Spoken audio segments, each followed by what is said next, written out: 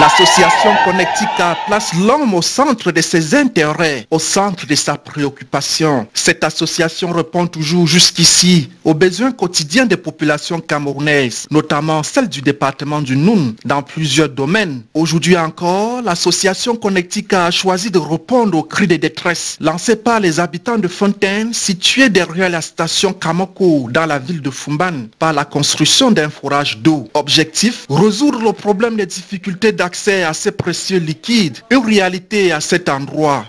Tout ceci grâce à la magnanimité de la présidente de l'association Cœur d'une mère, que j'ai nommée Madame Poitichen épouse Mbonjoya. Nous pouvons vous assurer que cette collaboration ne s'arrêtera pas en si grand chemin. Entendu que de nombreux autres projets soient encore en étude, la liste de nos réalisations est loin d'être exhaustive. C'est avec l'idée de la reine Ramatou, épouse Mbonjoya. C'est un sentiment de satisfaction qui se lit sur les visages des mototaximens, des commerçants, des fidèles musulmans, etc.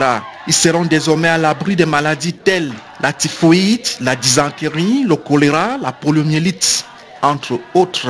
Le quartier Nkountoutin, plus précisément la mosquée de Nkountoutin, compte environ 2000 ans et il est ravitaillé par l'unique source de Mangari qui tarit souvent à la saison sèche, raison pour laquelle des maladies hydriques étaient à notre quotidien, car sur 10 malades reçus dans les hôpitaux aujourd'hui, 6 souffrent de la fièvre typhoïde.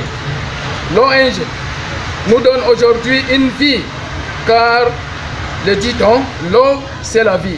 La cérémonie d'inauguration du dit forage est présidée par son Altesse Njipokassa Mbonjoya Adamou, représentant personnel de Sa Majesté le Sultan Roi de Bamou.